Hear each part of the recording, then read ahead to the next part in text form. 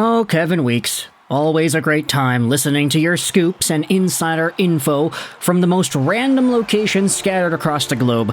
But in this video, we're talking about some Kevin Weeks comments that were made not from a backdoor alley in Thailand or in the deserts of ancient Egypt. Today we're talking about some comments Kevin Weeks made on the NHL Now broadcast on the NHL Network program that was posted onto Twitter and, of course, subsequently broadcasted on TV. Take a look at this video clip, it will be linked in the description. Could Sidney Crosby be playing in Nashville by the end of the season? Kevin Weeks thinks it's a possibility. Yeah, let's just let that sink in for a little bit, because a lot of people are gonna go out there and talk smack about this. Yeah, like, Kevin Weeks, why are you doing this, man? Why?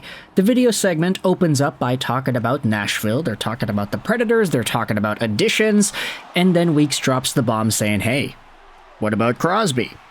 The Preds need a left-handed center, according to Kevin Weeks, and Sidney Crosby is a left-handed center. And then the question is posed on the broadcast, if you are Sidney Crosby, do you waive your no-move protection to go to a team like Nashville that is not guaranteed to make in the playoffs, but that can? And I say can very loosely. This is based off of their potential, not necessarily what they've shown off so far. Or do you waive your no-move clause to go to a team where you are a legit cup contender? And Kevin Weeks then responds by saying that if he's Crosby, he does waive for Nashville. And then there are some other discussions. Oh, Boston, is that in there? Bruce Boudreau is on the program too, asking if that's a fit. Ultimately, I think we can talk about both of these teams, actually. Yeah, let's just combine them too. Boston and Nashville. Sidney Crosby. There is a need for a first-line center, quote-unquote, in Boston, according to the folks on NHL Network, which is interesting to me because you kind of already signed the guy in the offseason, right? Is that not exactly what Elias Lindholm was supposed to be? Now he's your second-line center. Pavel Zacha took over number 1C duty once again. And what? Lindholm's playing with Marchand? Something like that? Pretty sure that's how it goes. But realistically, for the Bees, they also kind of do need that center. Are they in a much more contention-heavy spot compared to Nashville, though? That's the question. These two teams could use centers, and these two teams are probably in the mix for potentially making a trade to improve their rosters. But is Sidney Crosby, of all people, the main guy? Ultimately, if it were up to me, I'd say probably not. It's not going to happen. If I were to bet on it, Zac Efron style, I'm not a betting man, but if I was, I would probably say Sidney Crosby ends the year off in Pittsburgh, because that is likely the outcome here. I don't see him getting traded at all, even though it was talked about here on NHL Network. They discussed Boston, they discussed Nashville. There are some replies that I thought were interesting here as well. These hot takes were supposed to stop after Sidney Crosby signed that extension, but I guess that doesn't get clicks, Ryan goes out there and says. And yeah, I think I'm kind of a hypocrite by acknowledging that comment and making this video in the first place. I don't know, it's all for the discussion, isn't it?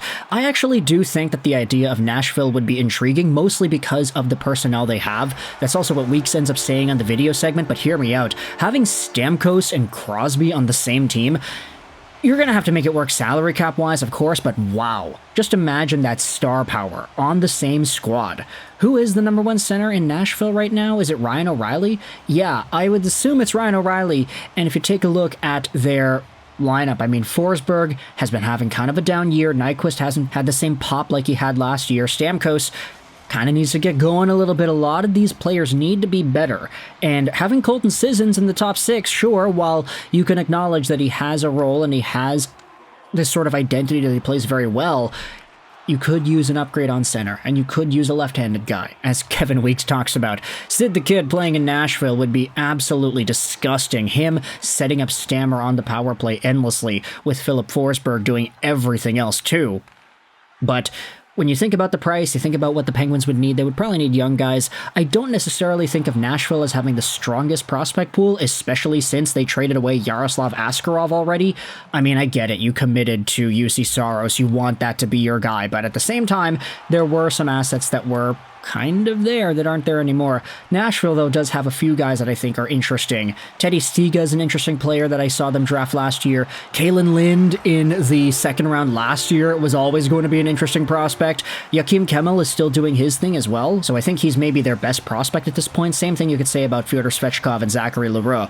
There are some guys that are younger on this team that fit into that certain mold. Leroux especially is a lot more of a physical player, but would the Penguins be interested in that kind of guy? Can they see significant development out of these players into their own system. Who really knows? While it is very unlikely that Sidney Crosby gets traded to Nashville, I did want to, bring up the idea just because it does sound interesting. Then for Boston, this is also where you dive into it. Yeah, having Mark Kastelic, Charlie Coyle, Lindholm, and Zacha as your centers, I mean, for the most part, these guys have been all right.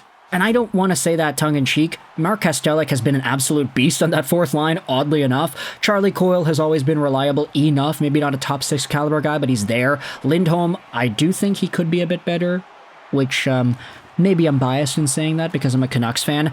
And then Pavel Zacha, the fact that he was reverted back over to number 1 center after all the shenanigans at the beginning of the season, I mean, it's just kind of unfortunate. You do need an upgrade there if you are Boston. Either that or you gotta hope that this team has it in them to pull off that miracle run like they did last season one more time. With Nikita Zadorov playing number 1 defenseman minutes, who knows if that's really possible?